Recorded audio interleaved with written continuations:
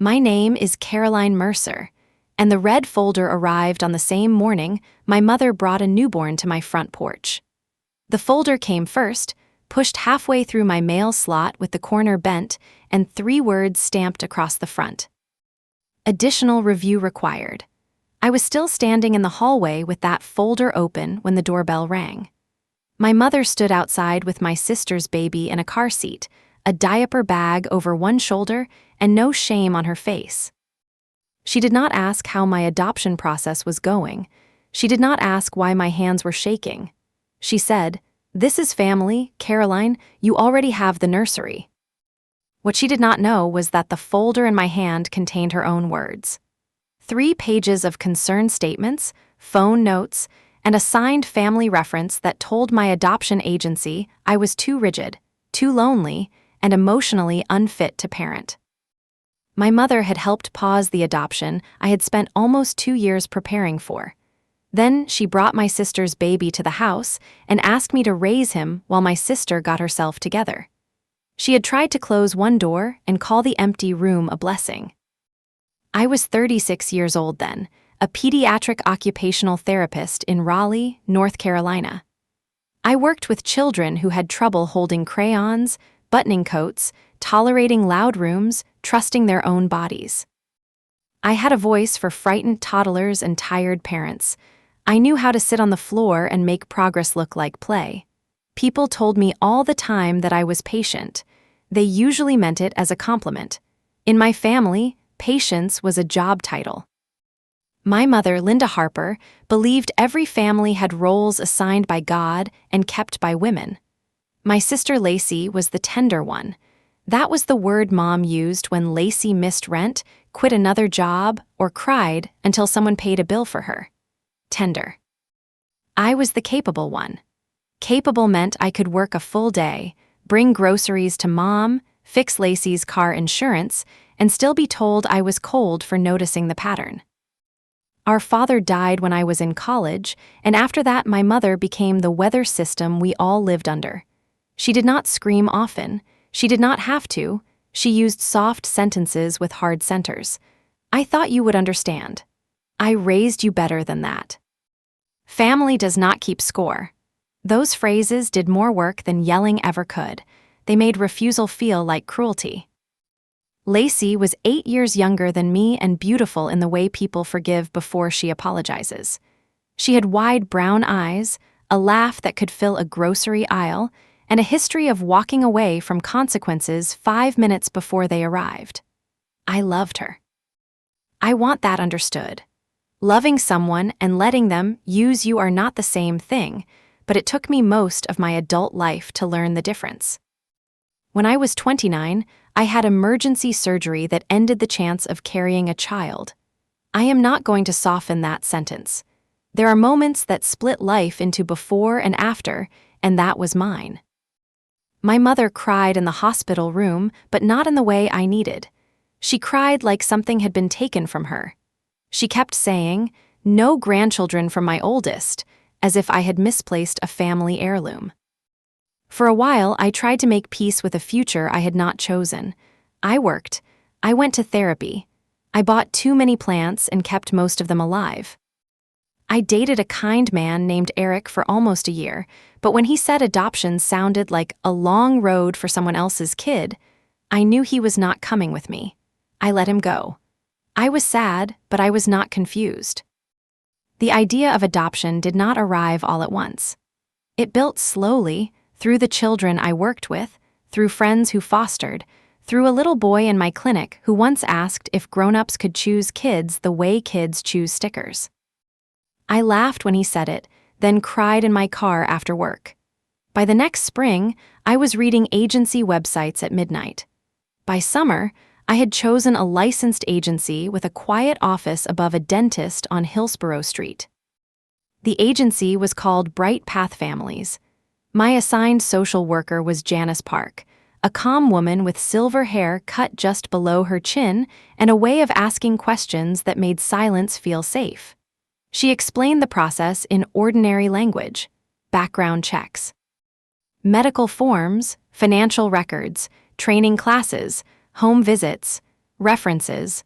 A home study was not one test, she told me. It was a portrait of whether a child could be safe and loved there. I took that sentence seriously. I took everything seriously.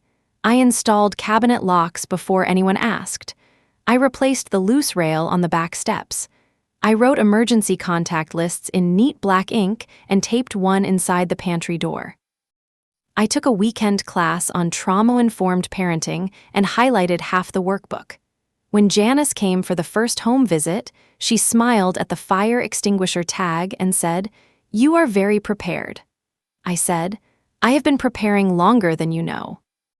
The room across from my bedroom became the nursery first because I was scared to call it anything else. The walls were soft green, not pink or blue. There was a white crib, a rocking chair from Facebook Marketplace, and a quilt I bought from an older woman at the state fair. On the closet shelf sat a yellow folder filled with receipts, checklists, and hope. I did not show that folder to many people. I did show it to my mother. That was my first mistake. She came over one Saturday with banana bread wrapped in foil and walked through the nursery with her mouth pressed flat. She touched the crib rail, then the changing table, then the stuffed rabbit on the windowsill. "You did all this already?" she asked. I told her the agency said being ready mattered. She nodded, but her eyes were not proud. They were measuring. On the way out, she stood in the hallway and said, "I still think blood has a way of finding its place." I said, "This child will be my child." She patted my arm. "Of course, honey, I just mean you never know what God is saving a room for." I remember that sentence because it made my chest go cold, though I did not yet know why. At that time, Lacey was living 2 towns over with a boyfriend named Drew, who owned 3 gaming chairs and no reliable income. She called him an entrepreneur because unemployed made Mom sigh. When Lacey announced she was pregnant, Mom brought cupcakes to Sunday dinner and cried into a napkin. I was happy for my sister in the careful way you are happy when the ground under the news already looks cracked. Lacey hugged me and whispered, "You can be the practical aunt." I asked what that meant. She laughed and said, "The one who knows how to do forms and stuff." Mom said, "Caroline loves forms." Everyone laughed like my personality was office supplies. I smiled because that was what I did then. I smiled and swallowed the small insult before anyone could call it an insult. The pregnancy did not make Lacey steadier. It made everyone around her more frantic. Drew left before the second ultrasound. Lacey moved in with Mom, then moved out after 2 weeks because Mom had opinions about prenatal vitamins. She missed appointments. She lost her job at the salon for calling out too often. Every few days, Mom called me with a new emergency. A crib, a car seat, a utility bill, a ride to the clinic. I helped more than I should have. I bought the car seat. I paid the electric bill once. I drove Lacey to a prenatal appointment and sat beside her while she scrolled through her phone. On the way home, she said, "You are lucky. You get to plan your baby. Mine is just happening." I looked out the window and said nothing because there was no answer to that which would not sound cruel. In late March, Janice scheduled my final home study interview. She had already spoken with my employer, my doctor, and 2 friends. She still needed one family reference. I gave her my mother's name because I was still trying to believe Linda Harper could be complicated without being dangerous. Mom knew I wanted a child. Mom knew what surgery had taken from me. Mom knew how many nights I had sat at my kitchen table, filling out forms with tears drying on my face. I believed that knowledge would protect me. 2 days after I gave Janice the reference, Mom called and asked strange questions. Did I tell the agency about my work stress? Did they know I lived alone? Was I sure I would not be overwhelmed by a child with needs? I told her all parents get overwhelmed. She said, "There is overwhelmed, and then there is being alone with no blood support." I remember setting my coffee cup down very slowly. "Are you worried about me adopting?" I asked. She said, "I am worried about you chasing a stranger when family is right in front of you." I thought she meant Lacey needed help. I did not know she had already started placing me in a story where my future child was the stranger and Lacey's baby was the rightful heir to my nursery. I told Mom I could love more than one child. She said, "Love is not the issue, priorities are." Then she ended the call because Lacey was crying in the next room. The final interview seemed to go well. Janice sat in my living room with a legal pad and asked how I handled conflict. I told her I tried to slow down before responding. She asked who would support me if a placement came suddenly. I named my friend Ruby, my neighbor Ellen, and my church small group. I named my mother too, but with less certainty. Janice noticed. Good social workers notice everything. A week later, I received an email saying the agency needed additional time to review collateral information. Collateral information. The phrase sounded medical and cold. I read it 3 times at my desk while a little girl in the therapy gym laughed because she had finally zipped her own jacket. The world kept being ordinary around me. That was the first cruelty of it. I called Janice from the parking lot after work. She sounded careful. "Caroline, we received some concerns from a family reference. It does not mean denial, it means we need to clarify." I asked what concerns. She said she could not discuss all of them over the phone, but they involved emotional readiness, isolation, and family stability. My mouth went dry. Those were not random words. Those were my mother's words dressed in agency clothes. That night, I drove to Mom's house. Lacey was on the couch eating cereal from a mixing bowl, 7 months pregnant and barefoot. Mom met me at the door with a dish towel in her hands. I asked whether she had told the agency I was unstable. She looked hurt before she looked guilty. "I told them the truth as I saw it," she said. "There it was. Not yes. Not no. The truth as I saw it, which in my family meant the truth that served her." Lacey muted the television. "Wait, what agency?" she asked. Mom shot her a look. I felt something shift. Lacey did not know the whole thing. That did not make her innocent, but it meant the design was Mom's. I asked again. "What did you say?" Mom folded the dish towel into a perfect square. "I said you are under a lot of pressure. I said you have always struggled when things do not follow your plan. I said bringing a child with unknown needs into that could be difficult." Unknown needs. I had spent my career serving children with unknown needs. I had rearranged my life around learning how to meet them. Hearing my mother turn that into a warning felt like watching someone take a photograph of your face and label it evidence against you. I said you knew this could pause my home study. She said, "Maybe a pause is a mercy." I left before I said something I could not take back. In the car, my phone buzzed with a text from Mom. "Do not make this dramatic. I am trying to protect a child." A second text followed. "Also, Lacey may need a safe place after the baby comes. We should talk like adults." I stared at those 2 messages under the glow of the dashboard. Protect a child. Safe place. We should talk. My mother's sentences had started moving furniture in my house. Over the next 3 weeks, the agency asked for more paperwork, a letter from my therapist, updated employment verification, a second home visit. I provided everything. I answered every question. I kept my voice steady with Janice because I knew she was doing her job. Still, each request felt like a door I had already opened being closed again, so I could prove I had a key. Ruby was the first person I told everything. She had been my friend since graduate school and had a talent for turning outrage into action. She came over with Thai takeout and listened while I showed her the emails, the texts, and the notes I had written after each conversation. When I finished, she pointed her fork at me and said, "Your mother did not express concern. She built a detour." I wrote that down later because it was the first clear sentence anyone gave me. Ruby also asked the question I had been avoiding. "What happens if Lacey asks you to take the baby?" I said.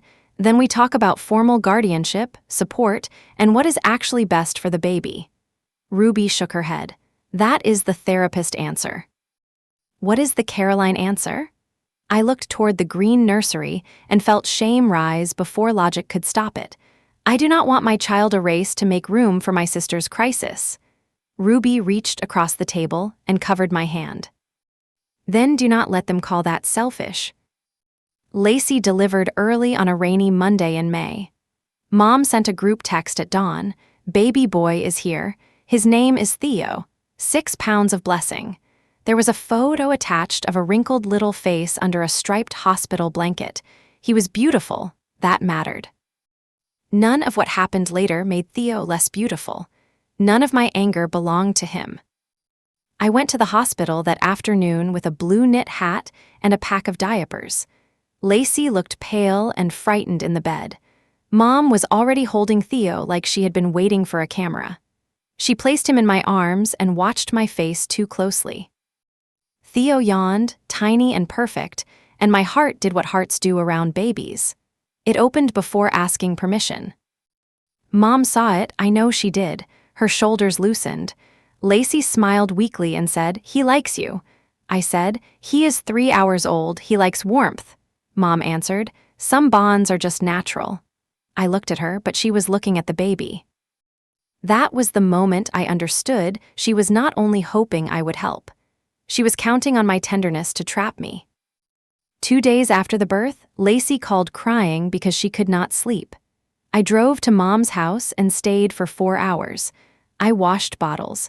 I taught Lacey how to swaddle. I showed her how to track feedings without making it complicated.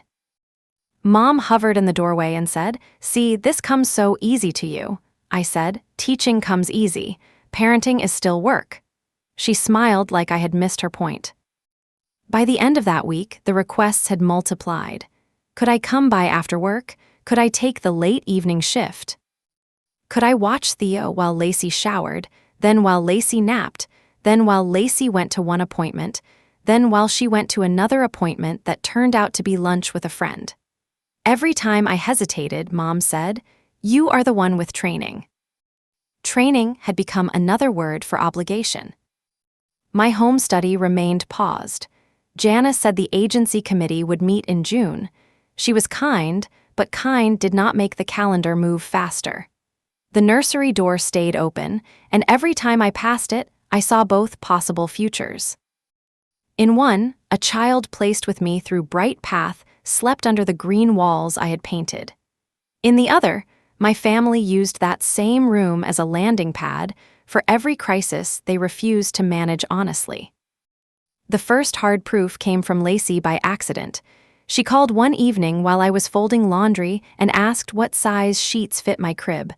I said, "Why?" She said, "Mom told me not to buy too much because Theo might use yours for a while."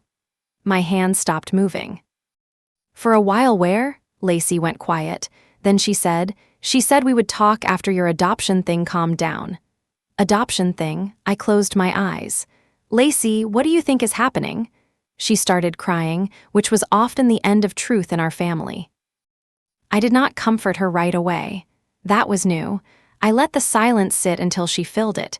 She said Mom thought it would be best if Theo stayed with me during the week while Lacey got stable. Weekends, maybe, once things improved. Not forever, unless it worked. Unless I wanted it. Unless the agency would see I could handle a baby after all. The logic twisted like a cord around my throat. They wanted me to prove I could parent by postponing the child I had prepared for and absorbing the child they had failed to plan for. "Lacey," I said, keeping my voice low, "did you ask for this?" She sniffed. "I don't know. Mom says I need help. I do need help." I said needing help was not the same as handing over a baby without a plan. She said, "You always make things official." I said, "Official is how children stay protected." She hung up after that. The next morning, I emailed Janice and asked for a meeting. I did not accuse anyone. I wrote that family circumstances had changed, and I wanted to make sure any involvement with my nephew did not interfere with my application or create confusion about my parenting plan. Janice replied within the hour. Her message was brief. "Come in Thursday if you can. Please bring any relevant communication." That sentence told me more than she probably intended. I arrived at Bright Path with a folder of screenshots, call notes, and the blue knit hat receipt because my brain includes receipts when scared. Janice led me into a small room with a round table and a watercolor print of a lighthouse on the wall. She had my file in front of her. The red folder sat on top. Seeing it there made my stomach turn. I had been living inside that folder for weeks. Janice spoke gently. She said the committee could not ignore a signed family reference from my mother, but they also could not treat it as fact without review. She slid a copy of one page across the table. Names and some agency notes were blacked out, but the signature at the bottom was not. Linda Harper, my mother's round, careful letters. Under the line for relationship to applicant, she had written mother. Under concerns, she had written that I was controlling, emotionally brittle, and possibly using adoption to heal old grief rather than serve a child. I read the sentence twice, old grief, as if grief were a stain that disqualified me from loving anyone, as if every parent did not carry something into the room. I looked at Janice and asked whether I could respond in writing. She said yes. Then she added, "Caroline, there is also a phone note from the same week. Your mother asked whether placement could be delayed if a relative child might need your home." The room seemed to narrow. There are moments when betrayal becomes so clear that it almost stops hurting. For a few seconds, all I felt was structure. My mother had not panicked. She had planned. She had told the agency I was unfit for an unknown child and useful for a blood child. She had tried to make my nursery available without having to ask whether I consented. I thanked Janice. My voice sounded far away but steady. I drove straight to Mom's house. I do not recommend confronting people while your pulse is in your teeth, but I did it anyway. Mom was in the kitchen slicing strawberries for Lacey, who was asleep on the couch with Theo beside her in a bassinet. I placed the copied reference page on the counter. Mom looked down, then back up. For the first time in my life, I saw her calculate and come up short. "You requested my adoption be delayed," I said. She picked up the page, glanced toward Lacey, and lowered her voice. "I expressed concern. You asked whether placement could be delayed for a relative child." Her mouth tightened. "Theo is not just a relative child. He is your nephew," I said. "The child I adopt will not be just anything either." She looked almost offended. "You do not even know that child yet." That was the line I had been waiting for without knowing it. You do not even know that child yet. Not cruel enough for a stranger to notice. Cruel enough to tell the truth. I said, "You tried to make sure I never got the chance." Mom turned back to the strawberries. "I will not apologize for putting blood first." There it was, simple, ugly, honest. I took the paper back from the counter. "Then do not ask me to call it love." I left without waking Lacey. That night, I took the yellow folder from the nursery shelf and placed the red folder beside it on my dining room table. The yellow folder held proof of preparation. The red folder held proof of sabotage. Side by side, they looked like two versions of motherhood being argued by paper. I started documenting everything. I was not building revenge. I was building clarity. Every text from Mom, every voicemail from Lacey, every agency email, every request for babysitting that grew into a request for overnight care. I printed them, dated them, and placed them in a navy accordion file. I had learned from my own work that memory gets foggy when guilt walks into the room. Paper stays paper. Mom noticed my distance within 3 days. She called at lunch and said I was punishing a newborn. I said Theo was not being punished because I refused to be manipulated. She said, "That sounds like something your therapist taught you." I said, "It is something experience taught me." She said Lacey was exhausted. I said Lacey needed a pediatrician, a safe sleep plan, and maybe a social worker, not a secret transfer of responsibility. Mom said, "You make everything sound like a case file." I said, "Children deserve case files when adults are making plans around them." The second major turn came at church. I had stopped attending my mother's church years earlier, but I still knew half the congregation because Raleigh is large until family gossip makes it small. A woman named Margaret Whitcomb called me on a Tuesday evening. She was one of those older church ladies who could deliver a casserole and a warning with the same sweetness. She said, "Honey, I do not want to meddle, but your mother told the prayer group your adoption was on hold because God was redirecting you toward Theo." I sat down on the stairs. Margaret Whitcomb continued, careful and embarrassed. Mom had said the nursery was ready. Mom had said I was praying about taking Theo while Lacey healed. Mom had said the agency might have moved too fast, and perhaps this was God's way of keeping family together. In other words, my mother was not only planning the outcome, she was announcing it until refusal would look like rebellion. I thanked Margaret Whitcomb and wrote down every sentence as soon as we hung up. Then I texted Mom, "Do not tell people I am taking Theo." Her reply came back fast. I said, "We are praying." I wrote, "You said my adoption was on hold because God was redirecting me." She replied, "Maybe he is." I stared at those 3 words until they stopped looking like words. That evening, Ruby came over and helped me draft a response to the agency.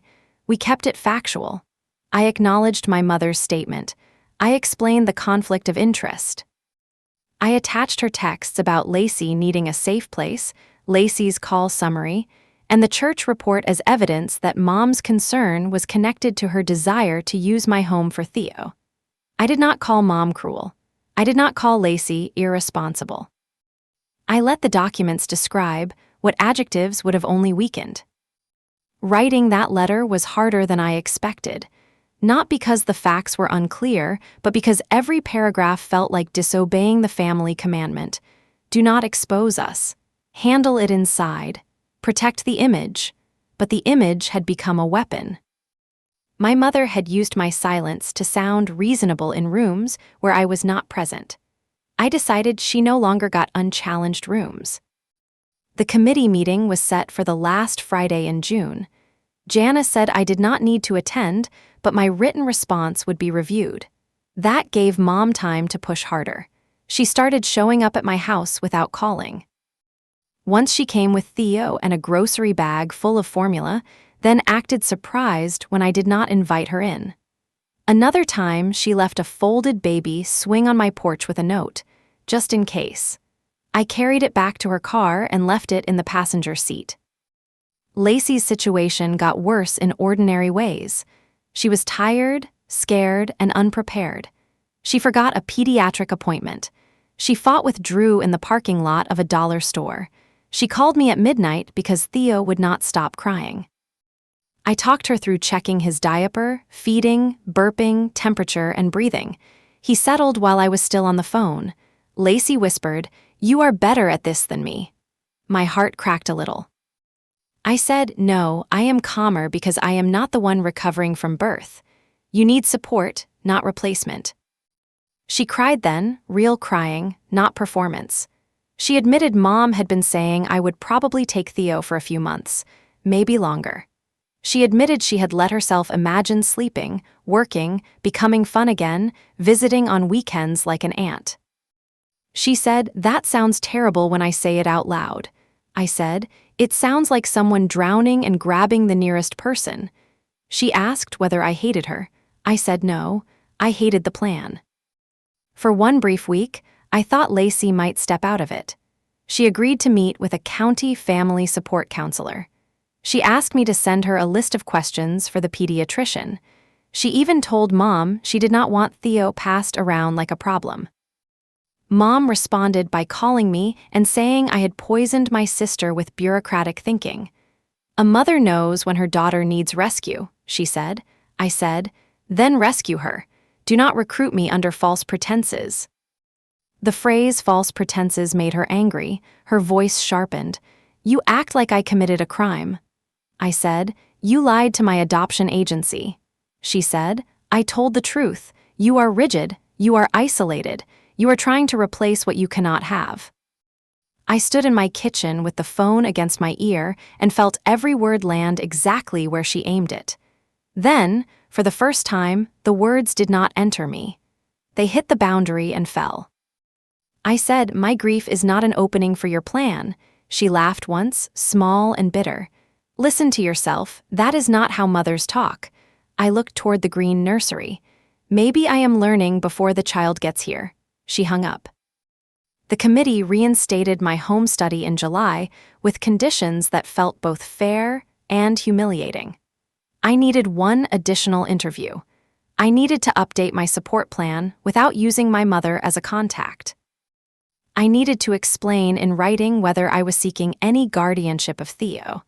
The answer was no, not because I did not love him, because love without truth becomes a trap, and I would not begin motherhood by walking into one. I replaced Mom on every form. Ruby became my emergency contact. Ellen, my neighbor, agreed to be backup childcare. My church friend Denise agreed to help with meals after placement.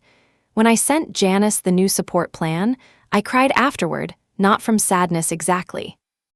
From seeing in black and white that I did have people.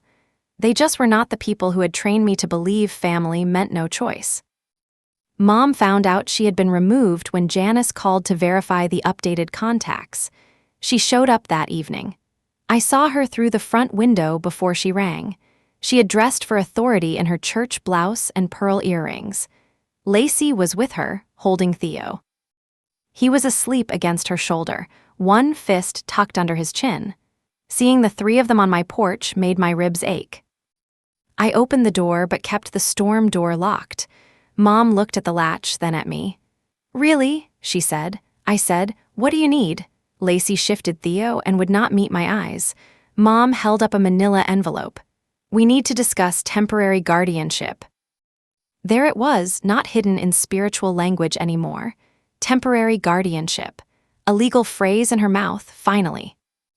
I told them we were not discussing it on my porch. Mom said, "Then let us in." I said no. She leaned closer to the screen. "Caroline, this is not about your agency anymore. This is about a real baby standing in front of you." I looked at Theo's sleeping face and felt the old guilt rise like water. Then I looked at Lacey's exhausted eyes and Mom's straight spine. "A real baby deserves a real plan," I said, "not a guilt trip with a diaper bag." Lacey started crying. Mom put one hand on her back and glared at me. "You hear that? She is breaking," I said, "then take her to the support appointment she missed today." Lacey's head jerked up. Mom looked startled. I had not been supposed to know. Lacey whispered, "Mom said it was not necessary." I said, "That appointment was exactly necessary." Something passed between us then, not forgiveness, but recognition. Mom shoved the envelope through the gap near the doorframe. It fell onto my welcome mat. "Read it," she said. "Then decide whether you are the kind of woman who leaves her own nephew in chaos because she wants a fantasy baby from an agency." I picked up the envelope and handed it back through the screen. "Do not leave documents here." She did not take it. It slid to the porch floor. Then she turned and walked away with Lacey following behind her. I brought the envelope inside with 2 fingers like it was dirty. Inside was a temporary guardianship form printed from the internet. My name was already typed in as guardian. Lacey's name was typed under parent. The dates were blank, so were the signatures. A sticky note in Mom's handwriting sat on top. "We can start with 6 months and revisit." 6 months. A whole season of Theo's life. A whole season of my adoption, frozen by the same people asking me to call it kindness. I scanned the form and emailed it to Janice with the subject line, "Relevant Family Pressure." I also sent it to a family law attorney named Priya Shah, whose number Ruby found through a colleague. Priya called the next day. She was direct in a way that felt like a railing on stairs. She said informal guardianship could create confusion, especially with my adoption process active. She said if Theo was unsafe, the right path was county services or a formal kinship assessment, not a private arrangement forced through guilt. "Do not sign anything handed to you on a porch," she said. I almost laughed. It was the first funny sentence of the month. Priya helped me draft a boundary letter. It said I would not accept informal guardianship. I would not provide overnight care without written medical authority, emergency contacts, and a clear end time. I would help Lacey connect with support services. I would not withdraw my adoption application. I would not allow my home or nursery to be used without my consent. The language was simple. The meaning was a locked door. Sending that letter changed the temperature of the family. Mom stopped pretending. She sent texts that came in waves. "How can you be so hard? Your sister is drowning. A baby needs blood. You will regret choosing paperwork over family." Then silence. Then a voicemail at dawn in which she sounded tired and small. "You have always wanted a child, Caroline. I do not understand why this one is not good enough for you." I listened once, saved it, and did not respond. That question was the most poisonous one because it placed Theo where no child should ever stand, between adult truth and adult need. It made my refusal sound like rejection of him. It was not. I would have taken Theo for an afternoon, a weekend emergency, a doctor's appointment, a night if Lacey had gone to the hospital. I would not let my mother turn him into a substitute child and call the substitution noble. The third major turn came from Drew, of all people. He called me from a blocked number because I had never saved his real one. At first, I almost hung up. Then he said, "Your mom told Lacey not to put me on the birth certificate until she knew what you were doing." I sat at my desk and stared at the wall. Drew was not a hero. He had disappeared when things got hard. But that sentence opened a new room in the house of what my mother had done. Drew said he wanted a paternity test and visitation. He said Mom had told Lacey that if Drew stayed legally uncertain, it would be easier for family to manage Theo.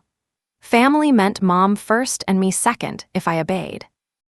Drew said, "Look, I am not saying I am ready for everything, but I do not want your mom making legal decisions because she thinks she is better than everybody." For once, Drew and I agreed. I told him to get legal advice and show up through proper channels. I did not promise help. I did not offer money. But after we hung up, I added the call notes to the accordion file. My mother's plan was not only to redirect me. It was to keep every adult around Theo just uncertain enough that she remained the center. Chaos was not a side effect. It was her control system. When I told Lacey about Drew's call, she went quiet in a different way than usual.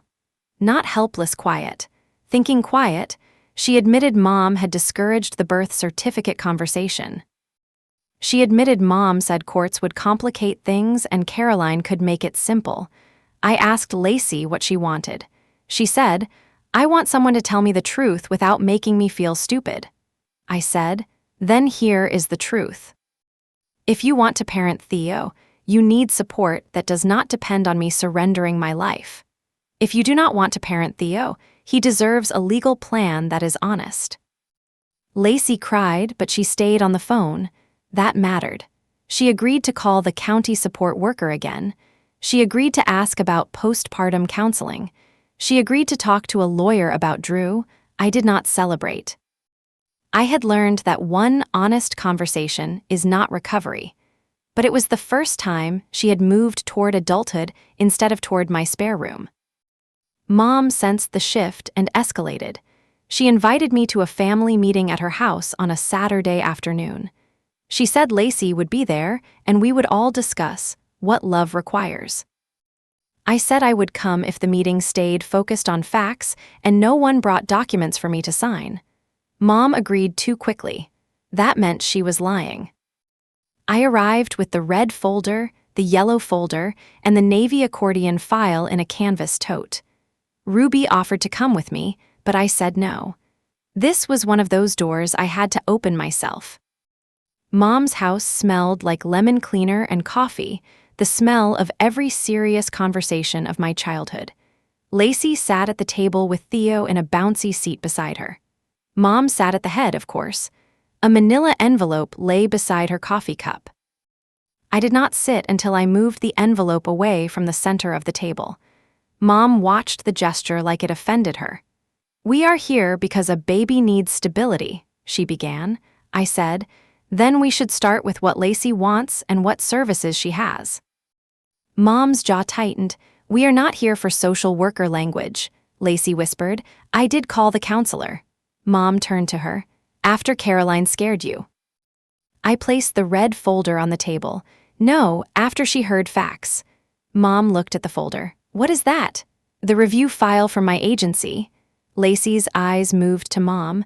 Mom laughed softly. "You brought paperwork to a family conversation." I said, "You brought paperwork to my adoption process first." The room went still.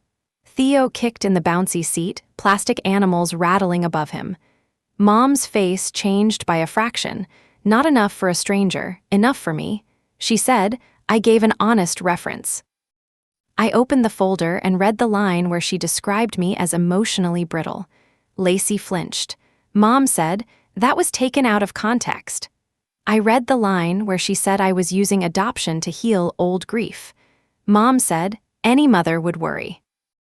I read the phone note where she asked whether placement could be delayed for a relative child. Lacey looked at Mom like she had just become a person and not a weather system. "You called the agency about Theo before he was born?" Mom did not answer her. She looked only at me. "I knew my family would need you." I said, "No." "You knew you wanted my yes without having to ask for it."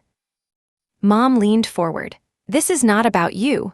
For a moment, I almost smiled. That sentence had followed me my whole life. My graduation was not about me because Lacey felt left out. My surgery was not about me because Mom wanted grandchildren. My adoption was not about me because Theo existed. Nothing was about me until there was a bill, a crisis, a form, or a room that needed filling. "It is about me," I said.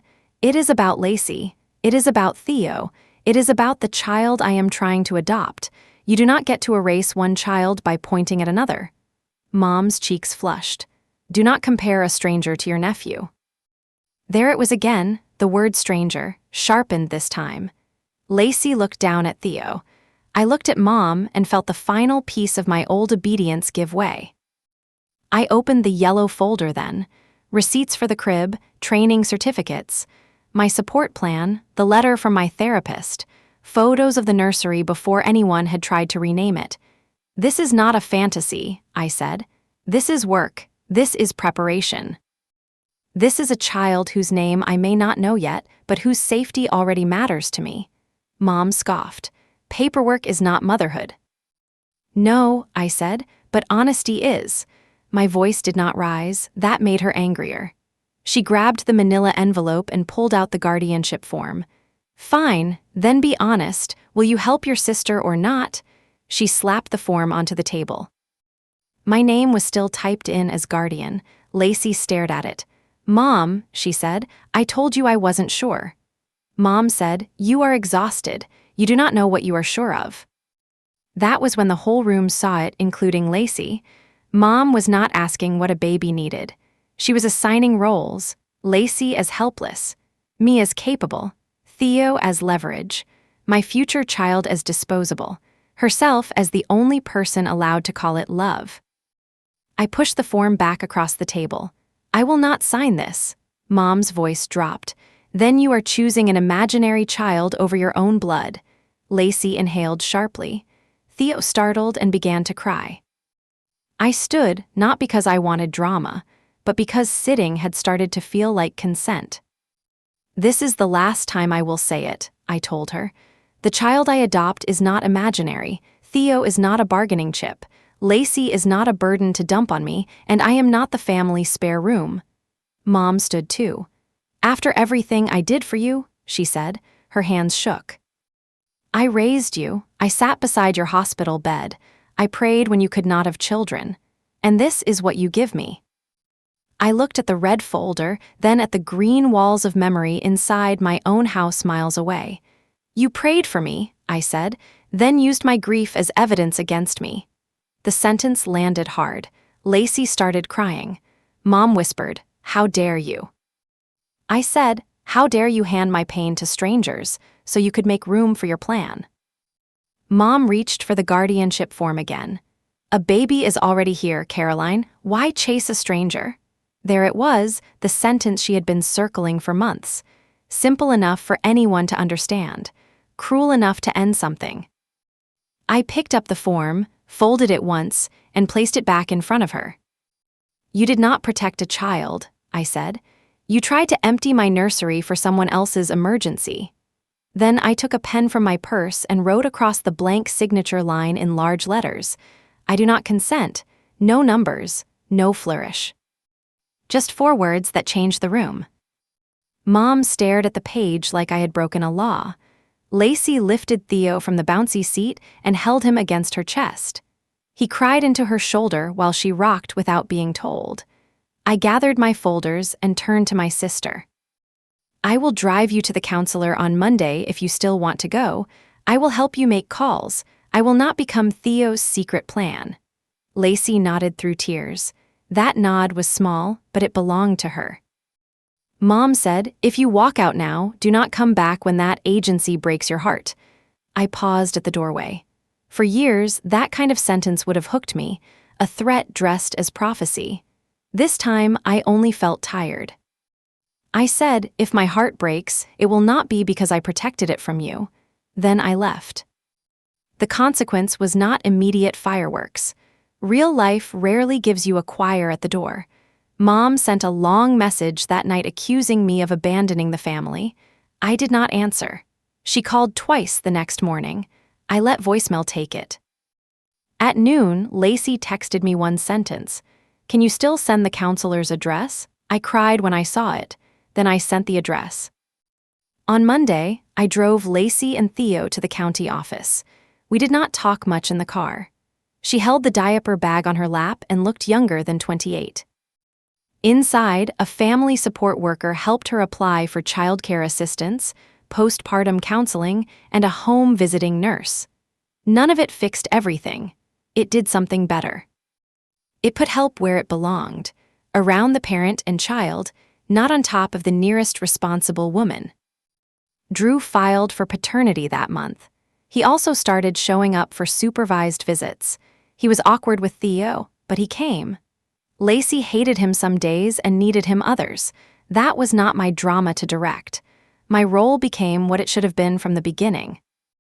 Aunt support, backup by agreement, not replacement mother, not secret solution, not proof that blood should outrank truth. Bright Path completed my additional interview in August. Janice came back to my house and sat in the green nursery. I was nervous enough to apologize for being nervous. She smiled and said, "Nervous is allowed." She asked what I had learned from the family conflict. I said I had learned that a child needs more than love. A child needs adults who tell the truth about what they can give. I said I had learned that boundaries are not walls against children. They are walls against chaos. Janice wrote something on her legal pad. Then she looked around the nursery. The quilt was still folded over the rocking chair. The stuffed rabbit still sat on the windowsill. The room had survived being claimed by people who never asked permission. It felt quiet again. Not empty, waiting. My home study was approved in September. The email arrived while I was between clients. I read the word approved, walked into the staff bathroom, and put both hands over my mouth so I would not sob loud enough to scare anyone. Then I called Ruby. She screamed so loudly I had to hold the phone away from my ear. That night, she brought cupcakes with tiny paper umbrellas because she said every approval deserved weather protection. Mom found out through someone at church because boundaries do not stop gossip from finding old roads. She sent one text, "I hope you are happy with what you chose." I looked at it for a long time, then I typed back, "I am." It was the shortest, honest thing I had ever sent her. She did not reply. 2 months later, Bright Path called about a possible match. Not a newborn. A 4-year-old girl named Maya who loved picture books, hated peas, and needed a home that could move slowly. Her foster family was moving out of state, and her case plan had changed toward adoption. Janice asked whether I wanted to review her file. I sat at my desk, my lunch untouched beside me, and felt the world tilt toward a door I had not imagined exactly but had prepared for anyway. I said yes. Maya did not arrive like a movie. She arrived like a child who had learned adults were temporary. At our first meeting, she hid behind Janice's leg and asked whether my house had loud dogs. I said no dogs, only a neighbor cat who judged from a distance. She smiled for half a second. At the second meeting, she asked whether the green room was hers or just for looking.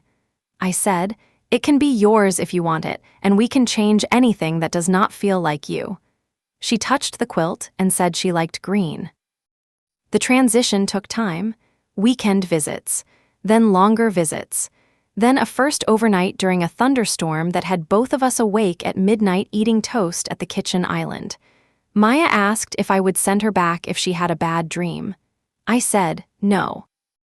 Bad dreams are not return labels. She thought about that, then asked for more butter. I cried later in the hallway where she could not see me. Mom did not meet Maya. That was not punishment. It was protection. My mother had shown me exactly how she ranked children, and Maya would not be introduced to someone who had already called her a stranger. I told Lacey that plainly when she asked. To her credit, she did not argue. She said, "I get it."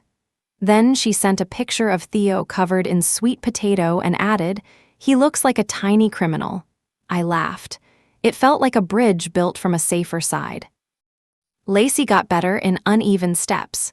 She missed one counseling appointment, then made the next 3.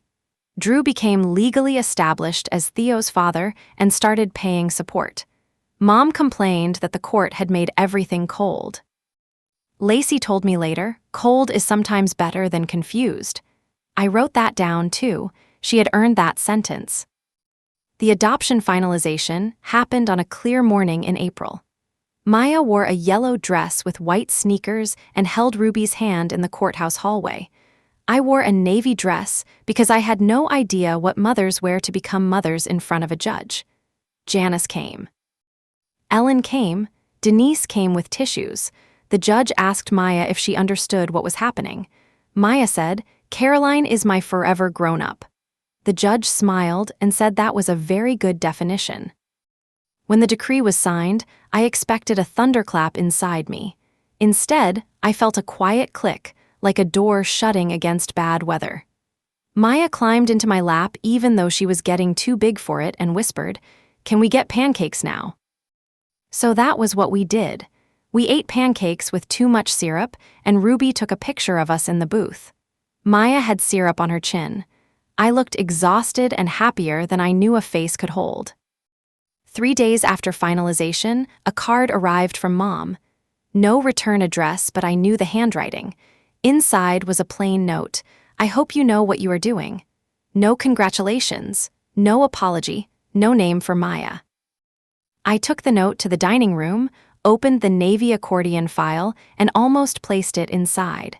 Then I stopped. Not everything deserved preservation. Some things only deserved disposal. I tore the note into 4 pieces and dropped it in the kitchen trash. Months passed. Maya learned the house sounds, the heater clicking, the neighbor's trash cans on Tuesday, Ruby's knock, 3 quick taps and 1 slow one. She stopped asking whether she could open the fridge. She started leaving tiny drawings under my pillow. She called me Caroline for a long time, then Caro. Then one night after a fever, she mumbled Mom without waking up. I sat on the edge of her bed until sunrise because some gifts are too heavy to carry while standing. One Saturday, Lacey invited us to Theo's first birthday at a public park. I almost said no because Mom would be there. Then Lacey said she understood if I came for 20 minutes and left when I needed. That was the difference. Permission to leave makes arrival possible. Maya wanted to go because there would be cake and ducks, so we went. Mom stood near the picnic table in sunglasses, holding court with paper plates. When she saw Maya, her face did something complicated. Curiosity, judgment, maybe regret, though I no longer built houses on maybe. She said, "And this must be Maya." I stepped slightly in front of my daughter, not enough to be rude, enough to be clear. "This is my daughter, Maya." I did not offer more. Mom looked at Maya and said, "You are very lucky." Maya, who had become braver in small public ways, looked up and said, "Caroline says families are not luck, they are promises." I had told her that once while packing her school lunch. Hearing it from her mouth nearly took my knees out. Mom's smile froze. Lacey coughed into her lemonade. I said, "That's right." We stayed 23 minutes. Maya fed a duck half a cracker before I could stop her. Theo smashed cake into his hair. Lacey thanked me for coming and did not ask for anything. On the walk back to the car, Maya slipped her hand into mine. "Was that your mom?" she asked. I said yes. "Is she safe?" I thought about lying in the gentle way adults do when truth is inconvenient. Then I remembered the red folder, the green room, the child beside me. "Not for every part of us," I said. Maya nodded like that made sense. Children understand safety better than adults think. That night, after Maya fell asleep, I opened the Navy accordion file one last time. The red folder was still there.